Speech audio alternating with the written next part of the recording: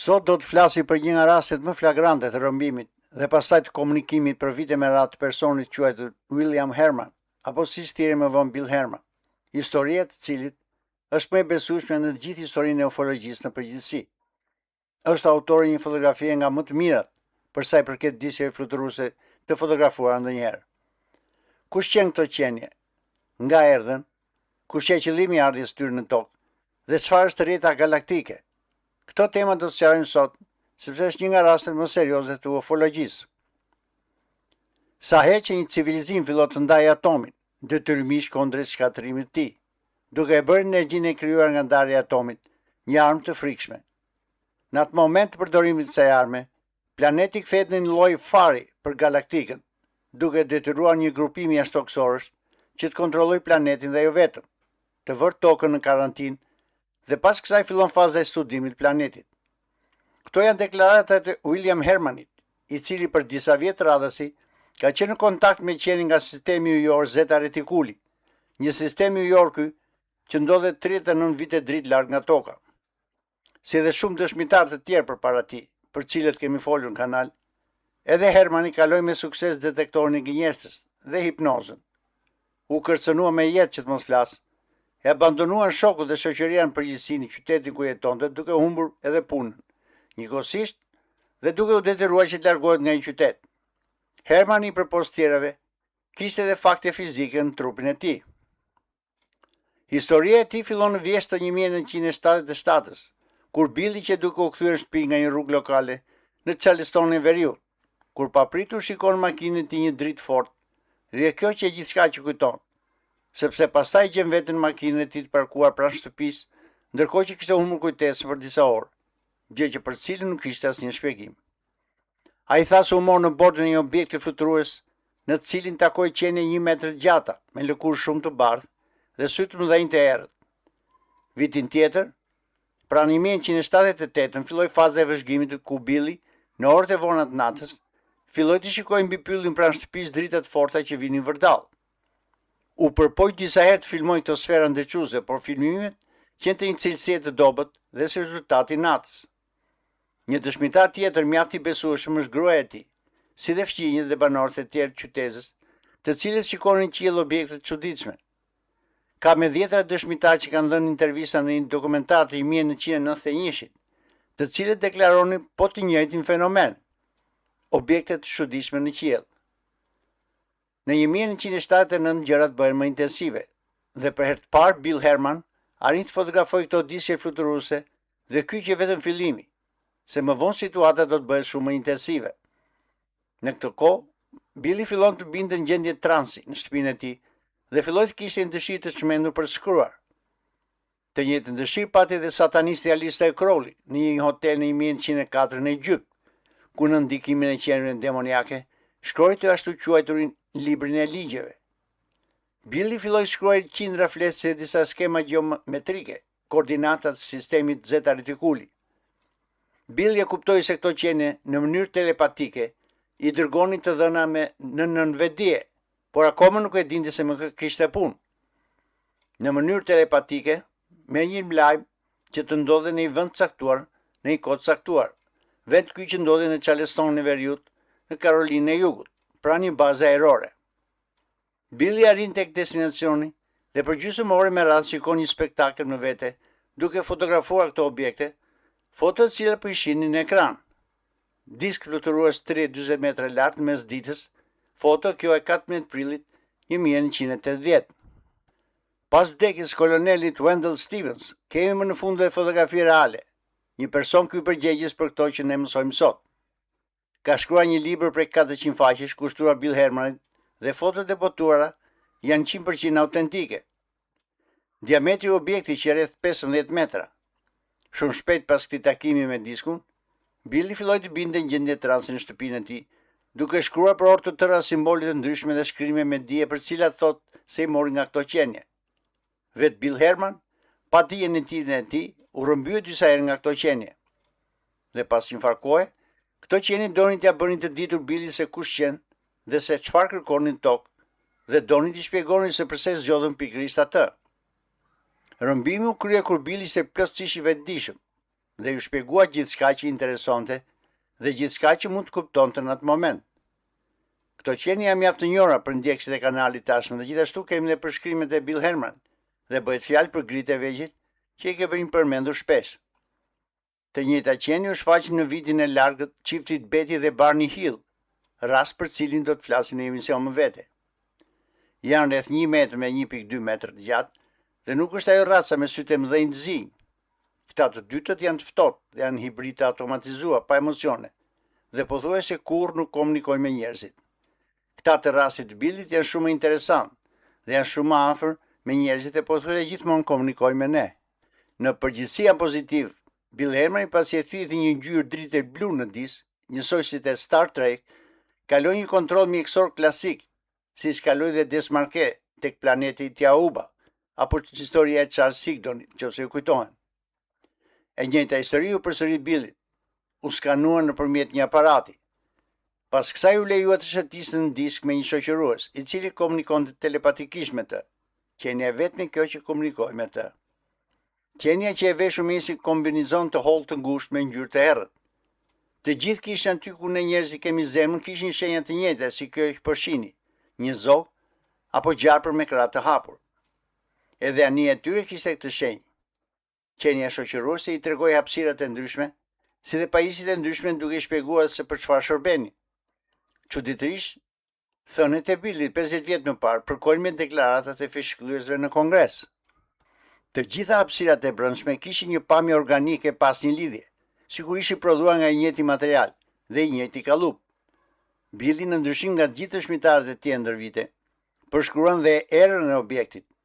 Kishte një erë të freskët dhe të pastër si ozoni. Keni parasysh pas bubullimeve dhe rrufeve kur ka pushuar shiu, ka një erë të pastër të tillë.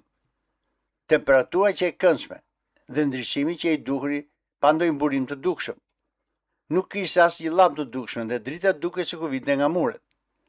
Hermani nuk pasti një qendër kontrolli, as butona dhe as çelësa. Objekti komandohesh me preke apo me projeksione telepatike. Pastaj, pas mbarimit të xhiros, i shpjeguan se pse ndodhej aty, kush ishin ata dhe kush e misioni tyre në tokë. Kur ne hodhëm bombën e parë atomike në Hiroshima dhe Nagasaki në 1945, me njëherë hymë në një karantinë nga kjo rast si dhe nga racat tjera jashtëtoksore. Arsyeja është se ka raca tjera shumë të zhvilluara që mbikëqyrën rregullin dhe sigurinë në këtë galaksi. Billit i thanë se ekziston një rrjet me civilizime të ndryshme që bashkëpunojnë për mbrojtjen e galaksisë. Në këtë rast, këto qenie përdorin termin rrjet, por e kemi thënë në emision të shkuar se bëhet fjalë pikërisht për Federatën Galaktike. Në të shkuarën e largët kanë qenë pikërisht këto raca jashtëtoksore që ne kanë klonuar dhe na kanë ndihmuar për zhvillim teknologjik dhe shpirtëror. Por megjithatë, gjatë zhvillimit ne prapë kemi arritur tek ndarja e atomit, duke menduar se jemi zhvilluar, dhe si përfundim, kemi shkatruar veten tonë. Në atë kohë, llojet e ndryshme të racave jashtëtoksore kanë jetuar së bashku me racën tonë dhe ne si racë jemi në atë skenaz që përshkasin drejt shuarjes tonë. Çdo lloj në këtë federat janë të specializuar për gjëra të ndryshme. Raca nga Zeta Reticuli, për shembull, janë të specializuar për zhvillimin antropologjik dhe sociologjik të tokës dhe banorëve të saj. Raca që quhet skandinave apo raca nordike janë të specializuar për zhvillimin shpirtëror të këtij planeti. Sipas këtyre qenieve, që pas luftës së dytë botërore, toka është në një survejim të rreptë dhe nuk lejohet kolonizimi i planeteve të tjerë, sepse jemi të rrezikshëm për veten dhe për racat e tjera. Përderisa nuk do të ngrihet niveli i vetdijes, njerëzimi nuk do të shkojë gjikundi. Sipas tyre po përgatitet me vite bërje publike ekzistencës së tyre, dhe ata kanë hequr dorë nga përpjekjet me qeveritë e Shtetit Bashkuar të Amerikës dhe ish Bashkimit Sovjetik të asaj kohe. Kanë hequr dorë për arsye se kanë thënë qartë, sa herë që kemi diskutuar me përfaqësues të këtyre qeverive, e vetmja gjë që i ka interesuar ka qenë teknologjia e tyre dhe se si kjo teknologji mund të kthehet në armë tekeprurse. Në fillim kanë patur disa incidente me rrëzimin e objekteve të tyre fluturuese dhe me shumë gjasa, lloji i tyre ka qenë i përfshirë në incidentin e Roswellit, për cilin kemi folur në kanal. Kur Hermani i pyeti se si është e mundur që një civilizim që udhton me vite dritë në moment dhe papritur rrëzohet në tokë në mënyrë banale, ata i dhanë një sqarim teknik. Në vitet 40-50 të shekullit kaluar, Ushtria amerikane dhe ajo sovjetike krijuan një sistem të fuqishëm radarësh, të cilat I vendosun përreth bazave nukleare në New Mexico. Këta radare metuan valë specifike energjetike të larta, mikrovalësh, dhe kur objekti fluturues hynte në këtë zonë valësh në një kënd caktuar, krijoi lidhje shkurtër, e cila prishte fushën elektromagnetike rezonante të objektit, e cila nga ana e saj sillte humbjen e kontrollit të fushës gravitacionale, duke rënë kështu në tokë. Ndodhi pikërisht kjo në Roswell dhe më vonë, kjo rast e rregulloi themi problemin dhe nuk pati më rrëzime disjesh. Lëvizja e ashtu quajtur tik-tak është pikërisht për të shmangur ndonjë sulm të mundshëm nga goditja toksore. Billit I thanë se disa rrëzime janë bërë qëllimisht për t'i dhënë njerëzve teknologjinë e përparuar dhe për t'i treguar se nuk jemi vetëm dhe se ekzistojnë rasta të tjera me teknologji shumë të përparuar, kundër së cilës nuk kemi as edhe një shans. E dhanë qëllimisht atë teknologji, sepse njerëzit që nuk mund ndërtojnë diçka shkatruese me atë teknologji dhe dyta nuk kemi kapacitet mental për ta drejtuar atë teknologji dhe mënyrë tjetër nuk ka. Në këtë moment Bill Herman pyet se pse zgjodhen atë, një mekanik I thjesht makinesh nga Carolina rurale dhe nuk zgjodhen njerëz më të rëndësishëm. E provuan por nuk na eci, I thanë. Pas shumë përpjekjeve me njerëz të rëndësishëm, filluan të merren me njerëz të thjeshtë, nga fëmijë e deri tek të rriturit. Nuk e di se a dini rastin e shfaqjes në një klasë të Afrikës Jugu, kur në bord shkollës 62 fëmijë dhe mësues pa një dish mbi kokat e tyre. Realizoni këto takime sepse doni të ndryshoni ndërgjegjen apo vetdijen e racës sonë, duke theksuar se nuk jemi vetëm. Pavarësisht se Federata Galaktike nuk ndërhyn në punët tona drejt për drejt, duke na lënë që zhvillohemi vetë. Megjithatë kanë më se 50 vjet që përpiqemi në tilla forma, që në realitet kanë ndodhur shumë ndryshime. Ne këtu vi prapë te viti 2027, pra tek viti në vazhdim për cilin thuhet se o do të pranojmë zyrtarisht ekzistencën e tyre nga ana e presidentëve tanë, ose ata do të shfaqen vetë që ne të shohim në fund që nuk jemi vetëm. Gjithashtu, ata deklaruan se jo të gjithë civilizimet janë miqësore kashë njerëzve, dhe se disa prej tyre kanë plane të tjera. Megjithse toka është në mbikëqyrjen e tyre, shpesh ka dhe incidente me këto raca negative. Edhe sikur ne të luajmë mens dhe të shkatrojmë planetin me armë nukleare, ata kanë kryer studime gjenetike dhe janë të gatshëm që zhvillojnë nga e para jetën në planet.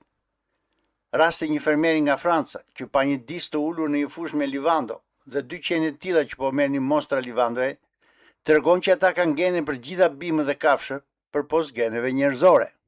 Në thelb, njerëzit nuk janë klonuar në këtë planet, por në planetë të tjerë dhe kanë patur rrugë të ndryshme evolucioni. Disa nga këto raca që na ngjan njerëzakonisht kanë vizituar tokën dhe kanë mbetur të zgënjur nga mënyra se si ne drejtojmë këtë planet dhe se ne tregojmë një nivel të lartë të agresioni dhe një tendencë për luftra. Kanë thënë gjithashtu se zhvillimi teknologjik ka një diferencë të madhe me zhvillimin shpirtëror dhe dhënia e armës nukleare njerëzve është si t'i japësh një fëmijë një armë në dorë. Shkatërimi I ambientit është I papranueshëm, duke shkatruar të vetmen biosferë që na mban në jetë. Dhe nëse nuk ndryshojmë ndërgjegjen, do të përjetojmë një kolaps total përpara se të përfitojmë udhëtime ndërhyjore. Ka më se 60 vjet që kemi paralajmërime të tilla, edhe nga raste të tjera, dhe këto paralajmërime janë tmerrsisht sakta. Herman I pyet pastaj se pse janë të interesuar për ne dhe shoqëruesi I përgjigjet. Tek ne nuk ekziston koncepti I egos individuale, lakmis apo luftrave. Shoqëria jonë është një kolektiv I integruar si një rrjet gjigant që punon për të mirën e përgjithshme. Të gjithë janë të fokusuar te kjo detyrë dhe ç'është e bukura, nuk mund të gënjesh atë që të lexon mendjen, dhe kjo është mënyra e zhvillimit të shoqërisë sonë. Kur dikush mëson diçka, automatikisht e mësojnë të gjithë si rezultat I kësaj lidhje mentale që ekziston. Këtë periudhë që kalojmë ne sot, e kanë kaluar mijëra vjet më parë dhe mezi e kanë kaluar atë periudhë.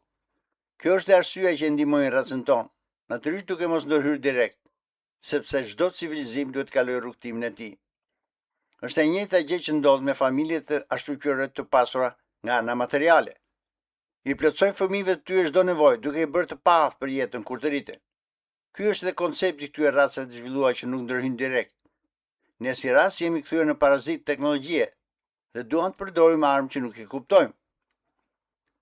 Paralajmërimi I tyre që I përzihet shpresë dhe ultimatumi. Njerëzimi ka potencial për një të ardhmë të ndritur në univers, por çelësi i kësaj nuk është tek armët e reja apo pasuria materiale, por tek evolucioni imediat i ndjeshmërisë njerëzore dhe ndërprerja e konflikteve midis jush. Këto qenie nuk kanë as një bashkëpunim me racën tonë dhe kanë baza në anën e errët të hënës, si dhe në fund të oqeaneve. Kuptoj se më shumë gjasa ne si racë njerëzore kemi kontakt me të tjera raca dhe besoj se kjo është dhe arsye e ultimatumit të tyre. Koloneli i ushtrisë amerikane, tashmë në pension, Wendell Stevens, ka shkruar një libër prej 400 faqe për këtë ngjarje, ku përshkruan me detaje gjithë historinë. Kemi pasaj një fakt konkret siç është kjo copë metali që shihni në ekran, të cilën Bill Hermani e mori si dhuratë nga këto qenie si falënderim dhe si një njohje diplomatike të kontaktit me ta. I thanë se kjo copë metali nuk ka edhe një vlerë materiale, por në botën e tyre ka një domethënie të madhe si një gest miqësie. Një natë, kur ndodhi në shtëpi, i shfaqi një dishi i shndritshëm me ngjyrë portokalli dhe blu që pa pritur u zhduk ashtu dhe siç u shfaq. Në vendin ku u gjet pikërisht kjo copë metali me shenja misterioze. Bill Herman nuk e ka ditur kurrë se çfarë përfaqëson simbolet dhe shenja man në të që do të thotë burr në anglisht. Një specialist i quajtur Colin Stevens i bëri analizën metalit dhe deklaroi se 95% është material plumbi dhe 5% antimon. Shumë shpejt, në fillim të viteve 80, ky metal u zhduk në plot kuptimin e fjalëve dhe Billy këmbguli që ja kanë vjedhur pikërisht shërbimet e fshehta. Dhe jo vetëm kaq, por historia e tij filloi të harrohet deri kur hyri në lojë koloneli Stevens. Në këtë kohë, Bill Herman shkon tek baza ajrore pranë së cilës realizoi fotografitë dhe e para gjë që i bën deshën ti merrni negativet. Nuk përdorën dhunë, por varianti që na i lën neve negativet i shikojmë me profesionalizëm dhe pastaj të marrim telefon. Puna si sot dhe vetë Billy në intervistë. Qeser nuk kishte lindur dje. Më pasi kur të kisha lindur dje dhe më tha, përse nuk i le këtu negativet së bashku me fotografi që t'i zhvilloj më tej në mënyrë profesionale. Do ta pranoj kompromisin për të dhënë fotografit, por ti do të më thua se për çfarë i do ato. Kaluan disa ditë dhe pastaj më thanë, ke fotografuar avioni F4 Phantom që fluturon në 1500 metra lartësi, zoti Herman. I nxora fotografinë time dhe i thash, të duket ky disk si Phantom F4? E pa dhe më tha, te isha në vendin tënd, do ta harroje se çfarë kam parë. Pak më vonë filloi ndjekja nga ana e njerëzve me të zeza, si dhe agjentë të tjerë që përpiqen të paraqiten si kërkues UFO. Në një moment e droguan me serumin së vërtetës, por nuk i doli as edhe një gënjeshtër. Filluan ta sulmojnë jetën private, ndërkohë që gjejnë besimtar i fortë. Si fillim humbi punën si mekanik, sepse as dhe një qytetar nuk donte të shkonte tek ai çmendur që shikoni ashtoksor. Ju larguan miqtë të njohurit, përveç gruas dhe fëmijëve, ku këta të fundit filluan t'i tallnin në shkollë. Filloi të marrë telefonata në mes natës nga një spanjor, të cilët i thanë të pushojë së folur për këtë histori, sepse në të kundërt, fëmijëve të tij mund t'i ndodhte ndonjë aksident. Edhe në kish ku shkonte rregullisht filluan ta sulmojnë, sepse historinë e tij filluan ta lidhin me demon. Arriti në një pikë të tillë, sipas kolonelit, që e mori intervistë, saqë filloi të besojë dhe vetë që e kishin pushtuar demonët. E vetmja gjë që e mbante fort në histori ishin fotografitë dhe copa e metalit, dhe që nuk ishte çmendur dhe se ngjarja kishte ndodhur vërtet. Në 1981, ndërpret të gjitha komunikimet me kërkuesit UFO, si dhe të gjitha intervistat, duke u larguar në një qytet tjetër, dhe kurrë më në jetën e tij nuk u shfaq publikisht dhe nuk tha më asnjë fjalë për këtë temë. Në vitet 2000 e kërkuan edhe nga kanali Discovery, duke u ofruar shuma serioze, por nuk pranoi. Vdes në vitin 2000 sipas familjes, e cila nuk donte të tregonte varrin e tij. Siç shihet, Billy nuk mori as një cent nga gjithë kjo histori dhe nuk shkroi as një libër. Libri në fjalë u shkrua nga koloneli Stevens, i cili si tha më lart, e shkroi nga fillimi deri në fund. Bill Herman kaloi dhe detektorin e gënjeshtërës dhe shumë vetë thonë se është një metodë jo shumë e sigurt, por për shumë të tjerë kjo është një metodë e saktë. Çuditërisht, kur bëhet fjalë për të vërtetuar diçka, si të themi a ke tradhtuar gruan apo ke vjedhur diku, ky test poligrafi është gjithmonë i saktë. Por kur bëhet fjalë për tema të tilla tabu, pa pritur kjo metodë nuk bën. Edhe në një hipnoz Billy tregoi të njëjtën ngjarje. Ngjarje këto që sot po i deklarojnë fishllëes në kongres me hollësitë më të mëdha. Sido që tjetë, qëndronin tek bota e fshehtë për emisionin e radhës, ndërkohë që vazhdonin të regjistroheni dhe deri tek i radhës, miru pafshim.